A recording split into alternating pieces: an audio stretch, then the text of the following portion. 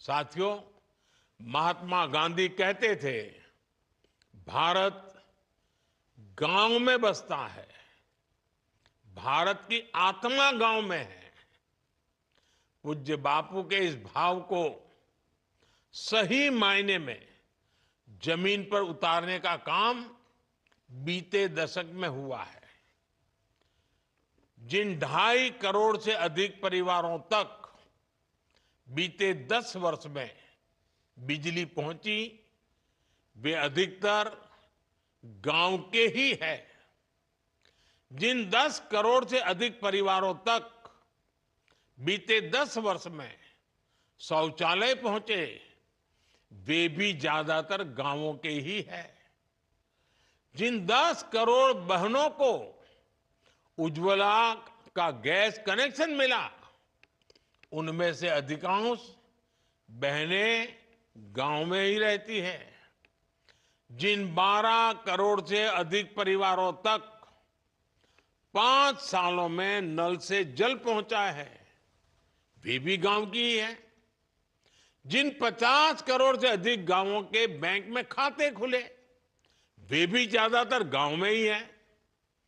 बीते दशक में 1.5 लाख से अधिक आयुष्मान आरोग्य मंदिर बने, अब वो भी ज्यादातर गांवों में ही गांव के लोगों के स्वास्थ्य की सेवा करते हैं। आजादी के इतने दशकों तक हमारे गांव के करोड़ों लोग ऐसी मूलभूत सुविधाओं से वंचित थे। हमारे दलित, पिछड़े, आदिवासी समाज के परिवार सबसे ज्यादा अभाव में थे। अब इन सारी सुविधाओं का सबसे अधिक लाभ भी इन्हीं परिवारों को ही हुआ है। साथियों, गांवों में अच्छी सड़कें हो, इसके लिए भी बीते दशक में अभूतपूर्व प्रयास किए गए।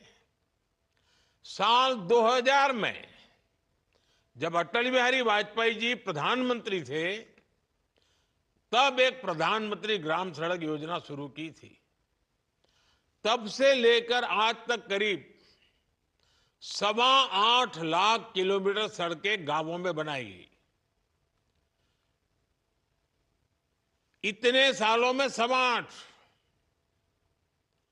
अब आप देखिए, 10 साल में हमने 4.25 लाख किलोमीटर, यानी लगभग आधी सड़कें बीते 10 साल में ही बना दी है। अब हम सीमा पर स्थित दुर्गम गांवों तक कनेक्टिविटी बढ़ाने के लिए वाइब्रेंट विलेज कार्यक्रम भी चला रहे हैं।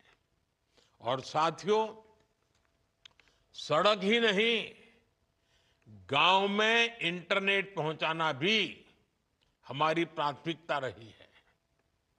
साल 2014 से पहले देश की 100 से भी कम पंचायतें ब्रॉडबैंड फाइबर कनेक्शन से जुड़ी थी।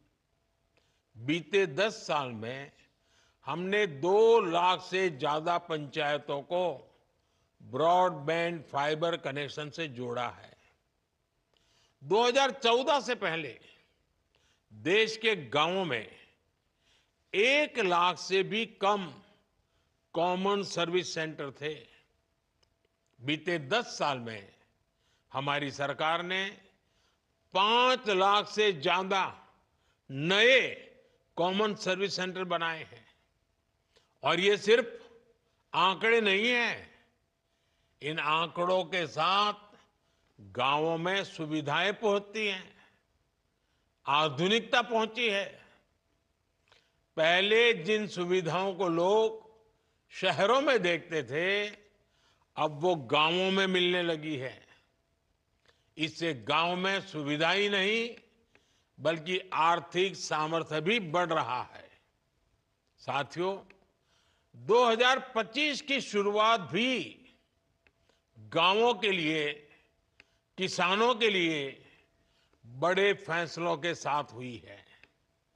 सरकार ने प्रधानमंत्री फसल बीमा योजना को जारी रखने का फैसला किया है।